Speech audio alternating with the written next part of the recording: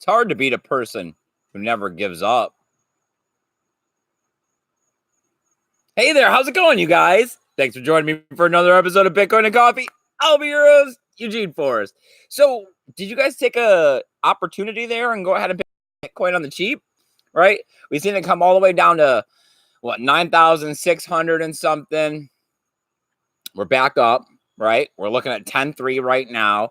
We're up almost 3%. Altcoins not quite gaining as much as quickly. There's tomorrow. Altcoins come up tomorrow, right? I just don't know. I don't know what to say anymore. Bitcoin's the future, right?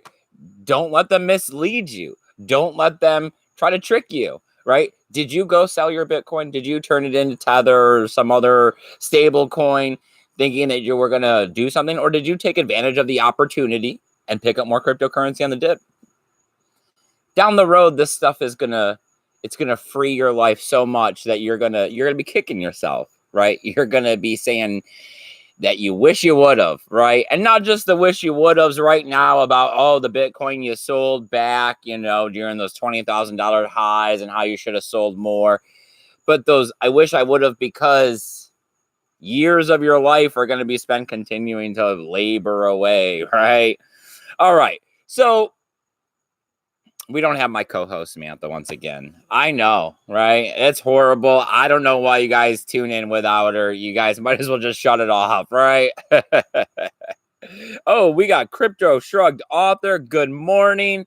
Good morning, my man. I am glad that you could wake up and have a cup of coffee. I'm having the last cup of coffee for the day, winding it down, thinking about the weekend, trying to figure out how I can do something extra, right? Make some of that extra money, make some of that extra capital, crypto or otherwise, right? I mean, it's always easy to go ahead and pick up some more crypto if I can get a cash or paying job. Or all right, so let's see. We got Paul Rouleau. Awesome. That's exactly what I was waiting for. Now that Paul's here, we can go ahead and we can start digging into some of the news. I was hoping he wasn't napping today. All right, so we got the peer-to-peer exchange Paxful. I've never used it. I don't know. You guys are going to have to comment, tell me if you guys have used it. I'm not sure. Better with Sam, but you hold it down, Eugene. Thanks, buddy. I know it is better with her here. She gives a whole different vibe to the situation. But all right, so we got this peer-to-peer exchange Paxful.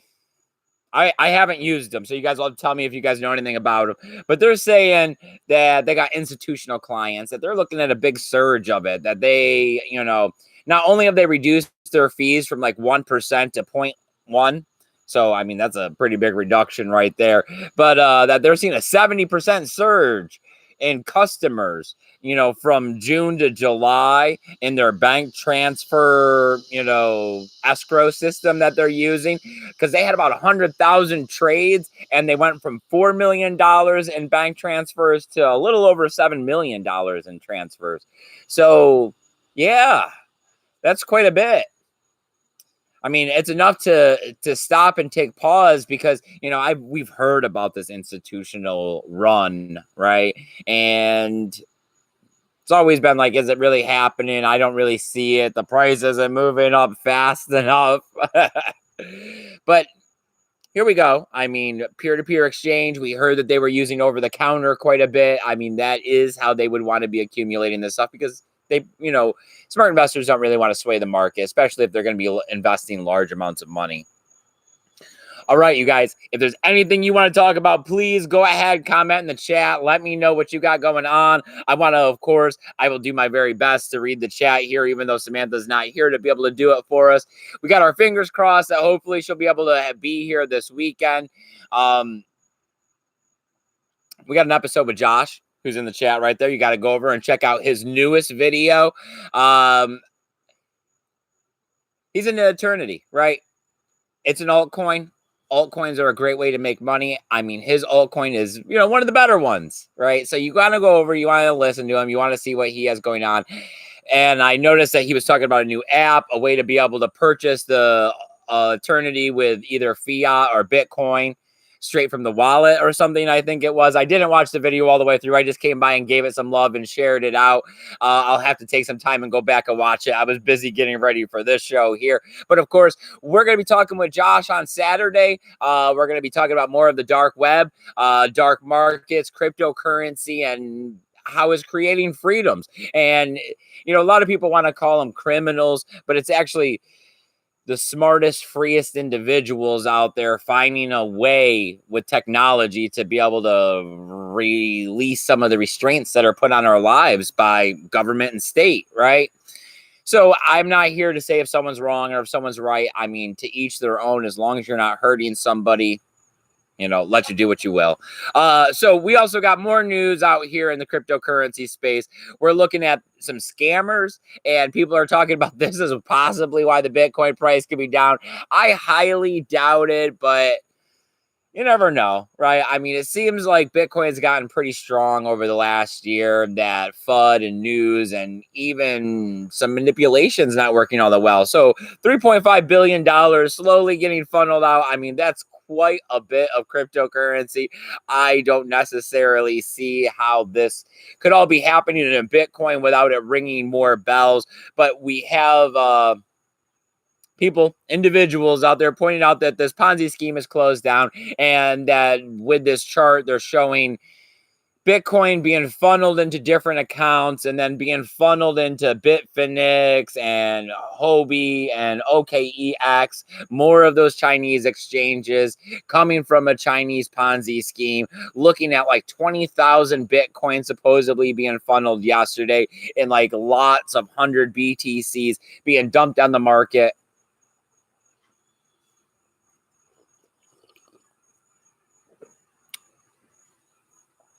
Is this suppressing the price, right? I mean, that's the question. Kind of doubt it. Sounds more like one of those things that happens. I wouldn't stress over it too much. Epic Ponzi, the numbers are huge. Yeah, that's what I'm here. That's what I'm seeing about this is, I mean, this would be bigger than BitConnects. This would be one of the biggest Ponzi's ever if this is the real case. Scams, right? They run rampant. People want quick cash. They want a quick, easy buck. They think that they can hand their money over and give someone else the responsibility of turning $1 into $2. Well, I can tell you, it's really hard to make something out of nothing. And making $1 into $2, it's not any easier. So you're going to have to do it yourself. If there was an easy machine that did it, people keep it a secret. They wouldn't be telling you about it. They definitely wouldn't be charging you just some small fee to invest.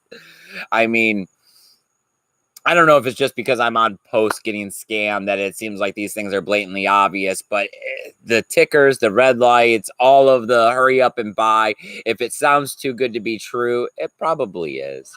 You know, Bitcoin itself, it even sounds skeptical at first to begin with until you realize that we need something better, right? That you realize that fiat cash isn't what you thought it was, and that at least with cryptographic blockchain computing power and hashes, there is actually something there that was exposed to make a Bitcoin.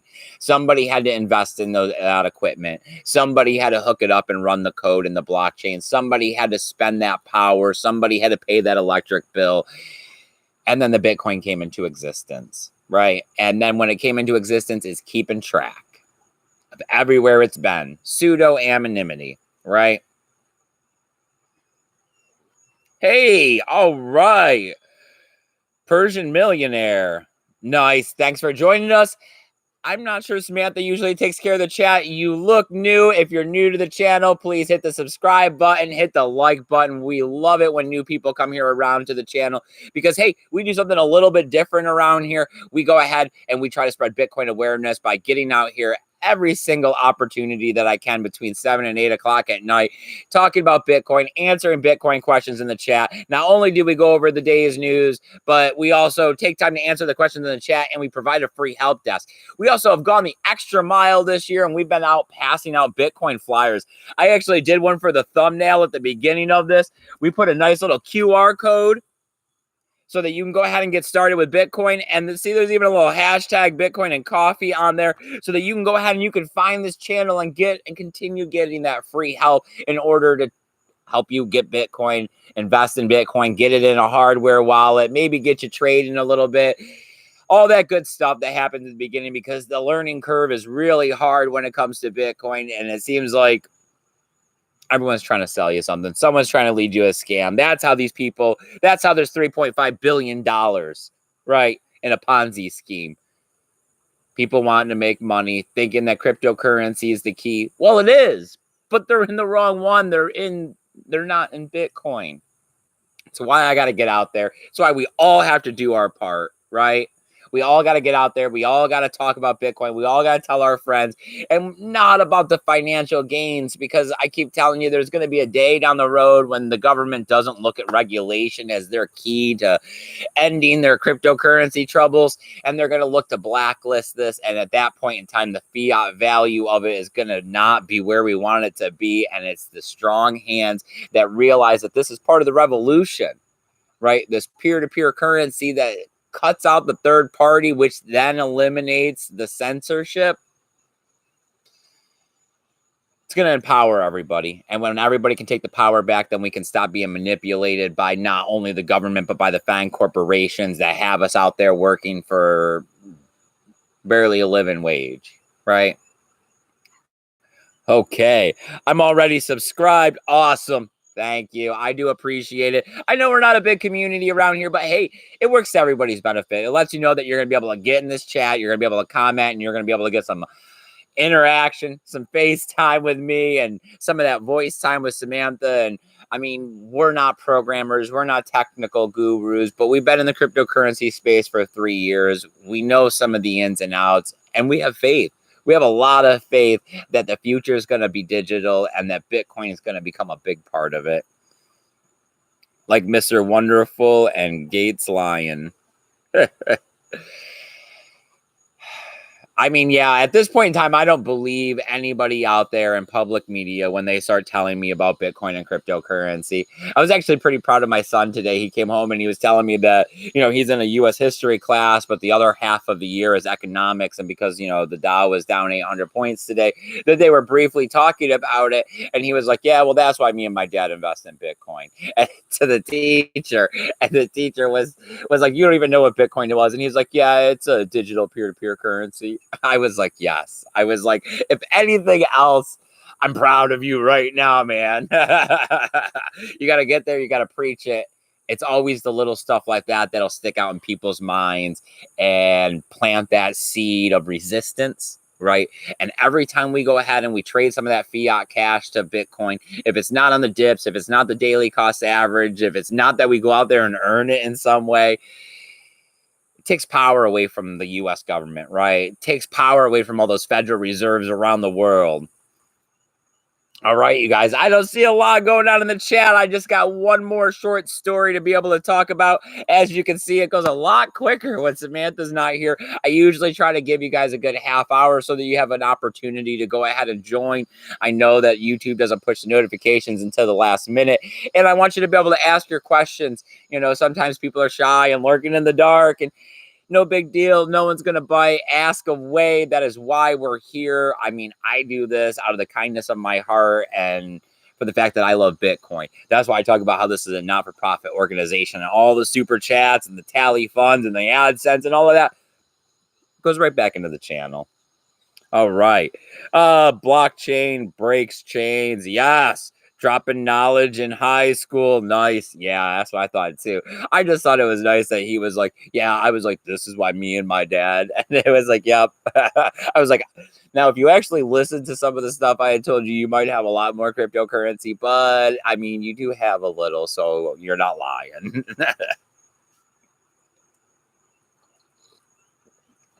See, without Samantha, I think I talk too fast. I got to slow the pace down here a little bit. Drink some of this coffee. So we got Poloniex, right? They're going to go ahead and they're going to drop 23 different crypto trading pairs. I mean, citing low trading volume on the pairs. It's to be, right? I mean, we just had what not too long ago. We just had them delist a bunch of altcoins. So having some of these trading pairs, they look like they were like Monero pairs and Ether pairs and a few USDT pairs.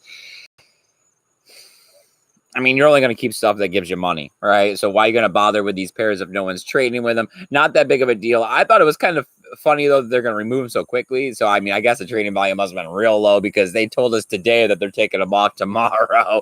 I guess nobody's really trading on them. All right, you guys. So please comment in the chat. Let me know what you got going on. If there's anything you want to talk about besides that, I guess I'm just going to give a rundown of what I got going on with the channel and what we're headed up to lately. Besides that, we're going to go ahead and we're going to shut it down. We're going to try to wait for tomorrow. We're going to bring up another episode. Hopefully we'll have Samantha here. Hopefully we can get back to the old routine. If not, I've talked to Samantha about possibly changing the whole idea and becoming an early morning show. She's not necessarily on board with it because it would require us getting up earlier in the morning than what we already do. And I'm kind of, I'm good in the morning. I like it. So I was saying that we could get up and do our normal preparation and then also film a Bitcoin and coffee very quickly as the sun was coming up or shortly after the sun came up, and then be able to head out the door to work. So that's in the works in case Samantha can't start getting out of work on time, because she does enjoy being here. She doesn't want to just have to fade away from the show, because she has to work these later shifts. She appreciates you guys. You guys do mean a lot to her. I know you guys see my face and she sits in the background and you hear her voice, and she doesn't, express herself as often as I do out here about everything, but she is getting to be more open about her cryptocurrency opinions. She does have her own. She is very quirky and knowledgeable about this stuff, probably because she's sitting in the room with me all the time listening to this stuff. But she's sad that she's not here. So I do want to convey to you guys that, she is upset that she's not here and she wishes you guys the best. And she can't wait to hopefully get back out here. Hopefully she'll be able to join us when we talk with Josh on Saturday. That is going to be a pre-recorded show. It is the only way that I can do one. And then, I'll have to upload it. There isn't a live broadcast without using a block encoder. Last time you guys seen that, it was horrible. You guys said it was pixelated. You guys said it was lagging and jittery. So there's no other way that I'm going to be able to do a live chat with somebody else and broadcast it.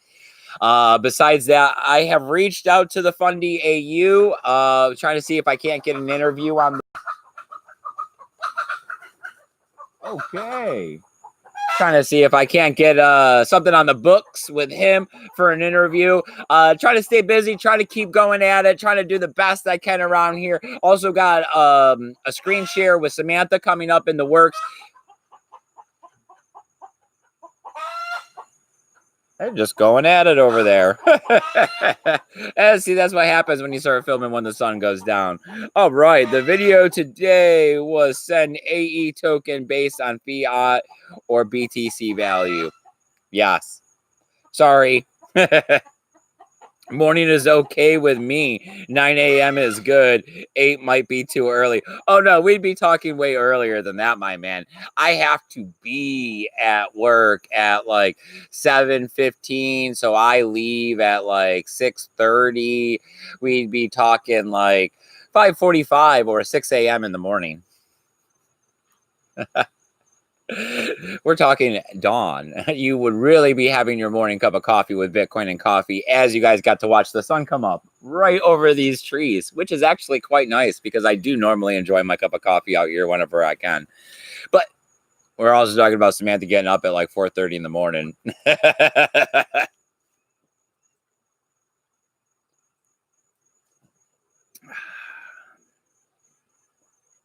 Okay, maybe I can make it. Josh, that's amazing, my man. I'm glad that you're here to help support me. That jam is actually good. I'm still eating that every single morning. You got to go over and check out his Facebook page. He has a great organic garden where he makes jams and like fruit roll-up things and all of these vegetables and fruits that are pressed and dehydrated. Really good stuff. Really healthy for you. I mean, I wish I had an opportunity to eat more like that. Well, we're starting to get a sprinkle, you guys. Let's go ahead. Let's start wrapping this up because the laptop is out here and I definitely don't want it to get wet. I really do appreciate you guys coming out here. It means a lot, like I said, to me and Samantha. We're going to try to be out here tomorrow at about 8 o'clock. Hopefully, Samantha will be with me once again. Like I said, as always, this is a not-for-profit organization. So we have a couple donational addresses down below. They go directly to the Tally Fund. It is in order to raise flyer money and to be able to get off to the Wakanda Festival. We're also matching $1 for $1 to be able to get out to the event. We do have to raise some more money as the event is 50 days away and we do have to purchase tickets soon. There's also a way to be able to donate fiat cash with your credit or debit card. If you come over to the Facebook page, there's links to other social medias that I'm posting to down below. There's also links to some email addresses. You can direct message me or email me. It's a great way to be able to utilize my free services. Or, of course, you can always stop in the chat here on any one of our episodes. Been trying between 7 and 8, been 8 o'clock recently. Trying to see if I can get YouTube to push notifications a little earlier. I don't know if it went out a little bit earlier today. You guys will have to let me know in the comment section below. All right, you guys. I appreciate you coming out here. Remember to keep that BTC safe. Later.